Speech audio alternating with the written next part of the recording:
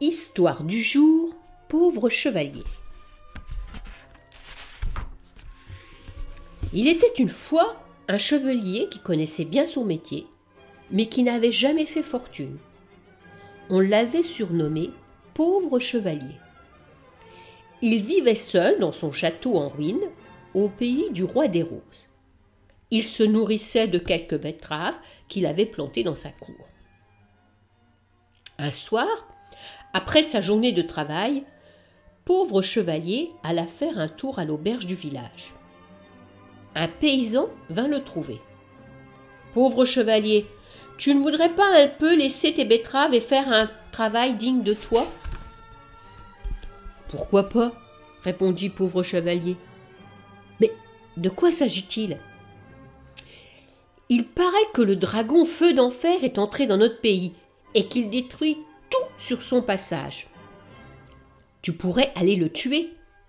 Le roi donnera sa fille en mariage à celui qui réussira. Et le dragon possède un trésor. Ça ne te tente pas ?» Pauvre chevalier soupira. « Comment veux-tu que je fasse ? Mon cheval Ajax est tellement maigre qu'il ne tient plus sur ses jambes. J'ai cassé ma lance en arrachant les chardons. Et mon pantalon est tout troué. Devant, ça va, mais regarde derrière. » L'aubergiste examina le pantalon. « En effet, tu as de bonnes raisons pour refuser. Mais c'est quand même ennuyeux, car un dragon comme ce Feu d'Enfer, c'est une vraie calamité. Et qui sait s'il ne va pas venir jusque chez nous ?» Le forgeron se mêla de la conversation. « Quand je pense que nous avons un vrai brave chevalier et qu'il n'a même pas les moyens d'aller combattre le dragon. » Le lendemain matin, pauvre chevalier travaillait dans son champ de betteraves. Il arrachait les mauvaises herbes. Il les mettait dans son casque, puis il les jetait sur le tas d'ordures à côté du canon. C'est alors que le paysan qu'il avait rencontré à l'auberge entra dans la cour. « Tiens, je t'apporte un demi-sac d'avoine pour ton cheval Ajax. Avec ça, il aura de quoi manger. »« Mais tu n'en as même pas assez pour ton mulet, dit pauvre chevalier. Je ne veux pas te priver. » Le paysan posa le sac sur le canon. « Prends-le. Qu'est-ce que c'est qu'un demi-sac d'avoine quand on pense à tous les dégâts que peut causer un dragon ? Si tu ne veux pas que je t'en fasse cadeau, tu pourras me rembourser avec le trésor de Feu d'Enfer. »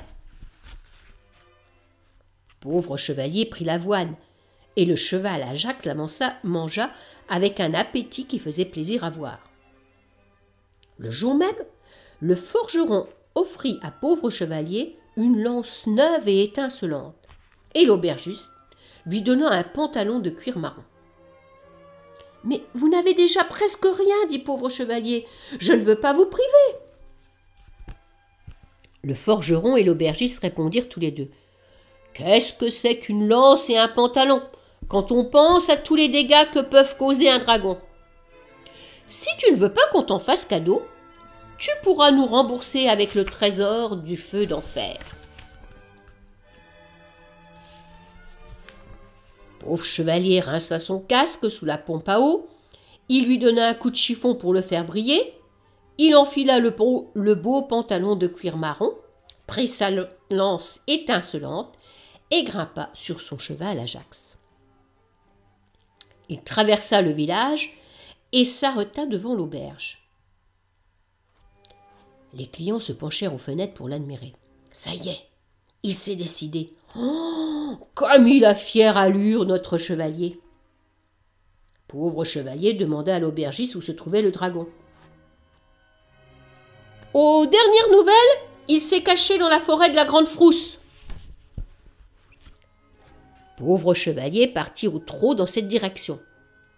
Mais avant d'entrer dans la forêt, il rencontra Sire Brin d'Acier et Sire Fil de Fer. C'étaient les chevaliers les plus célèbres du royaume. Ils étaient superbes. Ils portaient des armures d'or et d'argent, avec des tuniques en soie.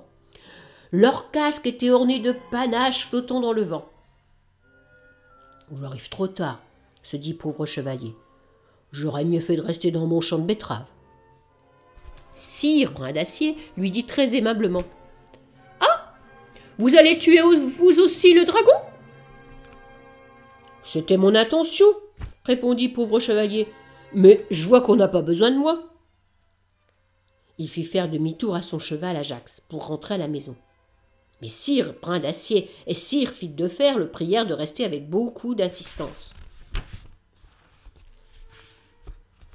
Nous sommes arrivés par hasard avant toi, et ce serait contraire aux règles de la politesse de vouloir en profiter.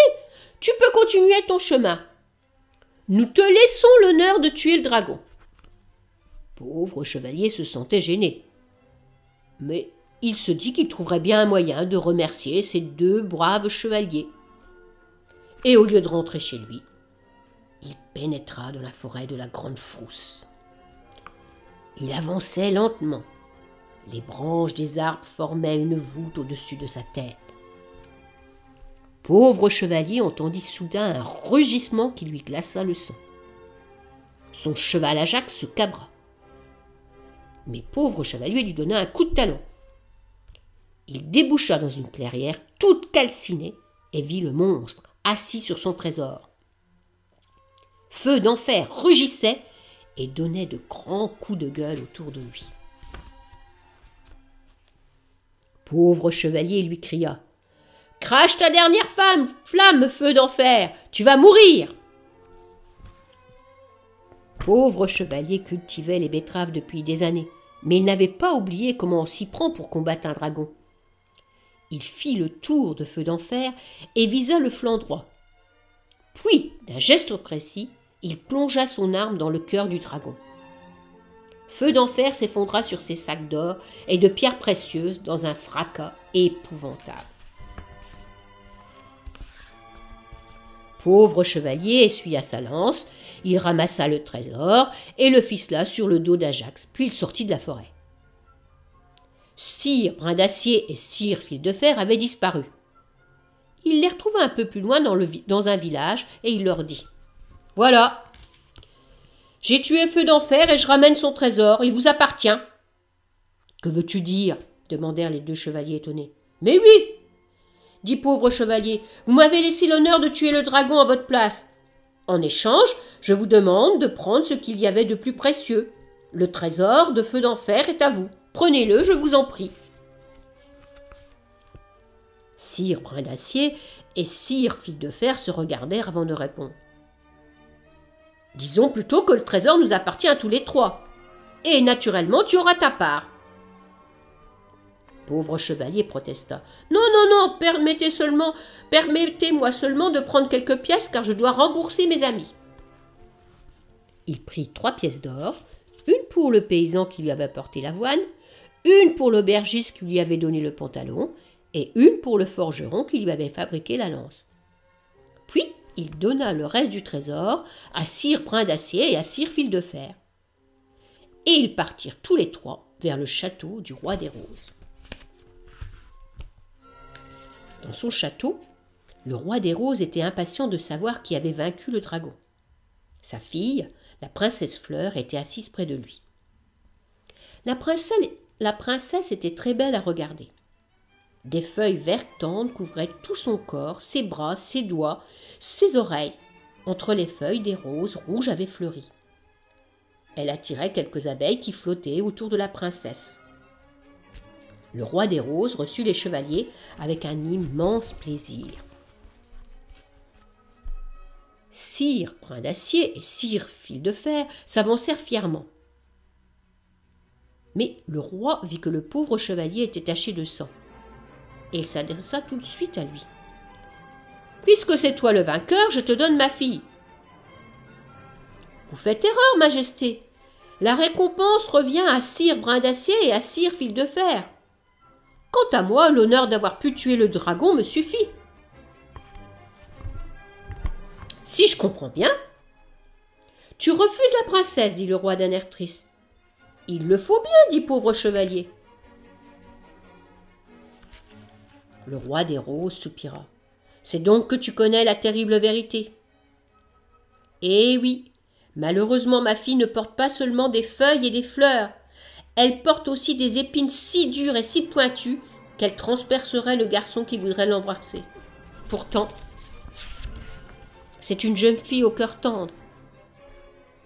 Messieurs les tueurs de dragons, l'un d'entre vous ne veut-il pas vraiment prendre la princesse Fleur pour épouse? Il hériterait de mon royaume. Ça m'est difficile de refuser, dit Sire Brin d'Acier. Je serais très heureux de pouvoir accepter, dit Sire Fil de Fer. Mais ils ajoutèrent aussitôt. Mais pauvre chevalier nous a donné le trésor du dragon Feu d'Enfer, et maintenant nous sommes bien obligés de le laisser épouser la princesse Fleur. C'est la moindre des politesses. Pauvre chevalier protesta, mais rien n'y fit. 2 jours plus tard, il épousa la princesse Fleur dans la basilique des 1000 parfums. La princesse pleurait de joie. Ses larmes se posaient sur les roses comme des gouttes de rosée. Pauvre chevalier souriait, mais quelque chose semblait le tracasser. Le soir, après un grand dîner, pauvre chevalier et la princesse quittèrent leurs invités. Un peu plus tard, le roi des roses rencontra le pauvre chevalier qui était assis en chemise de nuit devant la porte de sa chambre. « Tu as l'air bien embarrassé, et je sais pourquoi. Viens, je vais te donner mon armure la plus solide. Tu en auras besoin pour t'approcher de ma fille. »« Sire, répondit pauvre chevalier, personne n'aurait l'idée d'aller retrouver sa femme vêtue d'une armure.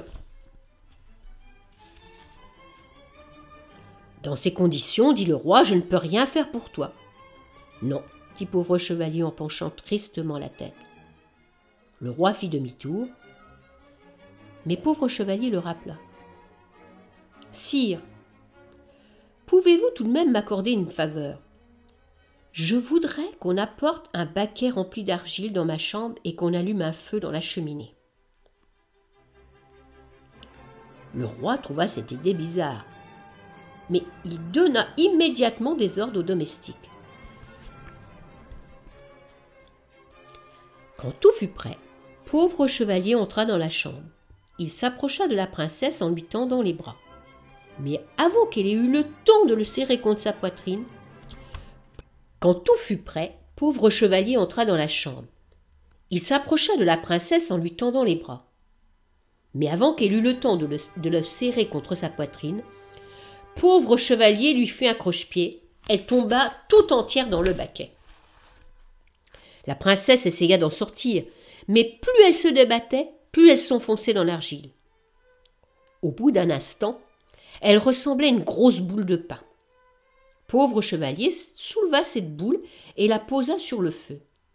Il attendit que l'argile sèche et durcisse. Alors, d'un coup d'épée, il cassa la boule et la princesse Fleur apparut. Mais quelle surprise! Toutes ses épines étaient restées collées dans l'argile. Ses feuilles et ses fleurs avaient aussi disparu. La princesse Fleur avait maintenant la peau aussi lisse et douce qu'un pétale de rose. La transformation de la princesse fut vite connue dans tout le château, et le lendemain matin, le roi des roses arriva dans la chambre de pauvre chevalier. Sire Brin d'Acier et Sire Fil de Fer le suivaient, curieux de voir si ce qu'on leur avait dit était vrai. Le roi était enchanté. Pour la première fois, il put serrer sa fille dans ses bras. « Mon enfant, à présent, tu es la plus belle de toutes les femmes. » La princesse Fleur se regardant dans son miroir, et elle se trouva très belle aussi. Sire Brin d'Acier et Sire Fil de Fer s'approchèrent et ils l'examinèrent attentivement. Puis, ils déclarèrent d'un air pincé. « Si nos yeux ne nous trompent pas, elle n'a plus aucune épine. »« Et vos yeux ne vous trompent pas ?» dit pauvre chevalier. Sire Brin d'Acier et Sire Fil de Fer lui lancèrent alors un regard méchant. Sire Brin d'Acier s'approcha du roi en bombant le torse. « Majesté, la situation a changé. Il faut annuler le mariage. La princesse est maintenant la plus belle de toutes les femmes, et il lui faut le mari le plus beau de tous les hommes, et c'est moi. » Pendant qu'il parlait ainsi, le soleil faisait étinceler son armure d'argent. Mais sire Fil de Fer le poussa violemment. « Le plus beau, c'est moi !» Sur son casque, les plumes de son panache flottaient au vent. « Pauvre chevalier, dit timidement, vous avez raison tous les deux, vous êtes 1000 fois plus beau que moi. Mais je peux peut-être compter sur votre politesse. »« Quelle politesse ?» demandèrent les chevaliers en fronçant les sourcils. « Qu'est-ce que vous voulez dire ?» Pauvre chevalier répondit d'un ton suppliant. « Je me demandais si vous ne pourriez pas me laisser passer devant vous cette fois encore. »« Quel impertinent !» dit sire Brin d'Acier. « Misérable !» dit sire Fil de Fer. Le roi était embarrassé. « Ma fille, en effet, mérite un mari aussi noble et beau que vous, sire Brin d'Acier, ou vous, sire Fil de Fer. Mais comment choisir entre les deux ?» Alors, après un long silence, la princesse Fleur intervint. « Mais vous perdez la tête! Le plus beau et le plus noble ici, ces pauvres chevaliers!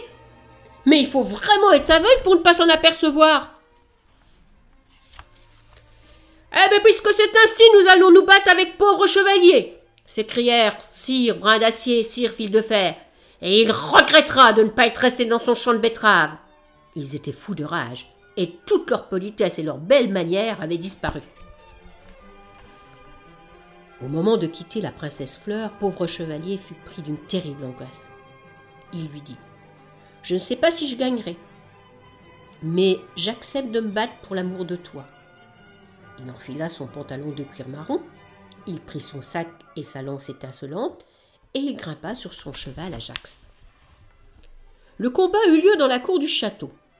Pauvre chevalier lutta avec beaucoup de courage. Il donna une telle raclée à sire Brin d'Acier et à sire Fil de Fer qu'ils prirent la fuite sans demander leur reste, et ils disparurent pour toujours. Pauvre chevalier emmena la princesse Fleur dans son vieux château. Ils vécurent heureux longtemps en cultivant des roses et des betteraves. Et bien sûr, ils eurent beaucoup d'enfants. Fin de l'histoire.